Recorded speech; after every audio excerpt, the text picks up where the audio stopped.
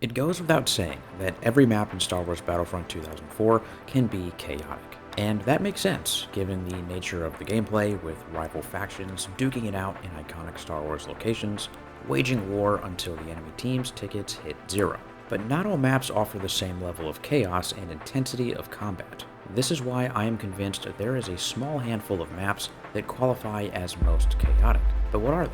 Well, at first I only had one in mind, and was committed to making this video to prove it. But then I realized you can't really narrow it down to just one. There is definitely some good competition here, and it can be a subjective determination. So instead, I'm going to review 3 maps I've chosen, and by the end of it, ask you, the viewer, to leave a comment down below on which one you think wins. Or if you think all 3 of my choices suck, then you can stake your claim on a different map. So with that said, let's dive in. First up, we have the beloved Bespin platforms. For some of you, it may come as no surprise that this map made it on the list. Any veteran of the franchise has likely experienced the meat grinder that is the bridges connecting the main command and control rooms to the extractor platform. Described as a war of attrition on the Battlefront wiki, this could not be closer to the truth. These bridges and the subsequent extractor command post which they lead to tend to be the epicenter of combat throughout the entire match. Between a seemingly endless stream of lasers and almost constant explosions, the extractor area becomes an immediate bottleneck. Opposing forces rushing to take hold of it collide like crashing waves, and it becomes a slaughter. Throw in heroes and villains to the mix, and it gets even dicier. I always hated how heroes and villains were invincible in this game, and could only die once the respective team's ticket counter hit 20. But Bespin Platforms serves as an excellent location for blasting these juggernauts into oblivion via a rocket launcher, grenade, or perhaps even a decent mine placement. That is at least until they respawn and show back up. Heroes and villains, however, aren't the only ones getting blown off into oblivion. Play this map long enough and eventually you'll bear witness to an NPC, or perhaps even yourself, getting brutally sent out a window of the bridge or just directly off a platform with the setting off of an explosion. The bridges and extractor are purely close quarters combat. Oftentimes, to make progress, you'll have to go from corner to corner, taking shelter behind the walls which protrude outwards into the walkway. When playing as the clones, the worst possible sight you could come across are droidekas. Aside from their obvious advantage of having a shield bubble, the clones who find themselves in the bridge upon the arrival of a droideka are essentially set up like bowling pins with the perfect strike opportunity for the CIS. Cue some out-of-pocket bowling alley animation. Eventually, the battle starts to bleed into the rest of the map as one faction pushes forward, but an area of the map that doesn't see much combat is the surrounding platforms of the command and control command post. Serving as the spawn point for gunships, fighters, and even cloud cars, these platforms barely ever see combat until typically the very end of a match. There can be exceptions, of course, such as taking a gunship full of troops to an enemy platform command post and thus attacking from behind enemy lines. But to do that, you'll need to dodge anti-air turrets and enemy ships, which will be seen engaging in dogfights the entire match. And while ground forces may not need to worry too much about what's happening in the sky, no doubt stray blasts can do their damage. Combining the dogfights in the sky with the intense combat of the platforms, this map never fails to offer utter carnage. Moving on, we have Tatooine Dune Sea. I don't know about you guys, but I love this map. There's so much that could be said here, and the nostalgia definitely hits every time I load it up. But does it have the qualities of being the most chaotic map in Battlefront 2004? Let's start perhaps with one of the main reasons this map qualifies, and that is the Sarlacc pit. Positioned between the Tusken Raider campsite and the cisterns, this beast is extremely dangerous to approach and throws a wrench into any faction's attempts to control the surrounding command post. Surrounding the Sarlacc pit are various buttes with openings in between that allows for factions to pass through. This funnels directly to Tusken Raider territory as well, so of course chaos ensues. These buttes form choke points that can get heated very quickly when you factor in all that you have to deal with to even try and take a surrounding command post. Picture yourself as a stormtrooper marching into this hellscape.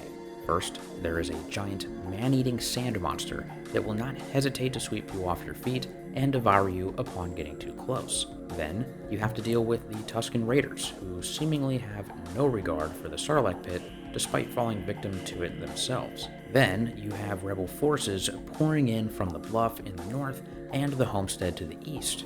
On top of all this, you quickly realize you have little room to maneuver, given the buttes which squeeze everyone into this smaller space. So as you can imagine, it's a nightmare. Dune Sea also offers each faction access to ground and air vehicles. While the fighter spawn count is much smaller than Bespin platforms, it's still another layer of combat that adds to the overall chaos. Ground vehicles also make surefire killing machines, as they are safe from the Sarlacc pit and can also easily traverse through the more open areas of the map, like the Homestead, Sandcrawler, and Dune Sea command post. There is also some verticality to this level, with places like the Rock Bridge standing between the Homestead and Sandcrawler, which offers a great vantage point. And while not likely to be done by the AI, you yourself can take a starfighter and land on top of a butte, making for a great sniper's nest, although be mindful the ship will eventually explode and respawn, thus trapping you there. So all in all, Tatooine Dune Sea can be a very chaotic map, with unique features that no other map can offer, therefore making it a strong contender.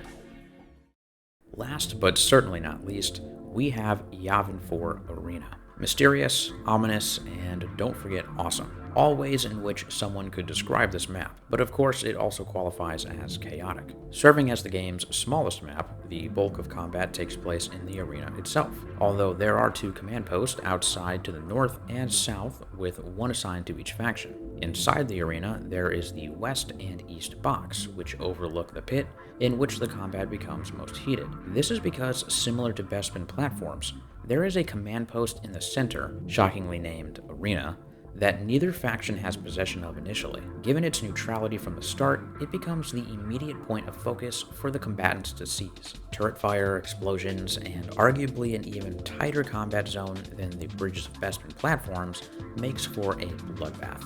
The pit of the arena is made up of various ruined walls and open windows that can almost feel like a maze when you're in it. There is also some verticality here, with units being able to go into the stands and upper walkways that can subsequently fire down into the pit. Units who spawn at the northern altar and southern gate tend to flow into the arena as well. It's worth noting that ground vehicles do spawn outside the arena and will engage one another, so while combat does occur beyond the arena, it serves only as a fraction of it, and can become more of an afterthought until towards the end of a match. I also wanted to mention that the atmosphere of this map is incredible, at least in the OG version of the game, with the distant lightning strikes and rainfall. So with that said, Yavin 4 Arena surely offers players a taste of true close quarters combat in a very unique environment. We've just taken a look at 3 maps from the lineup of Star Wars Battlefront 2004 to see which one stands as the most chaotic. Now I want to reiterate that I think every map this game offers has elements of chaos as a result of the nature of its gameplay, but some surely stand out from the others. While I have only chosen 3, I know compelling arguments could be made for others not included here. Originally, I was compelled to make this video only about one map, and that was Bespin platforms. For me, this map takes the cake as most chaotic because of the dynamic combat of both ground and air, intense close quarters fighting, and the overall bottlenecking which takes place at the extractor that turns the map into a meat grinder. The other 2 maps are close contenders for me.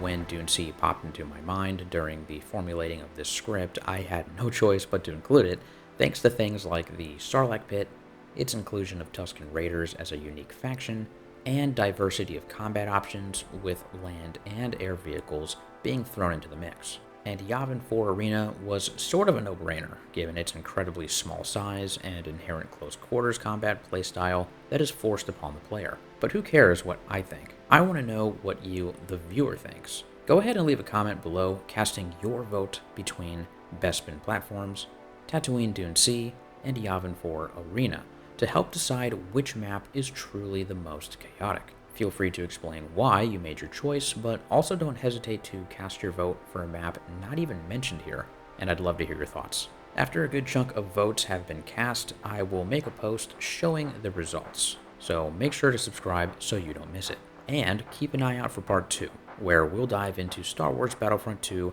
2005's most chaotic map. But with all that said, I look forward to seeing you in the next one, and until next time guys, Peace and God bless.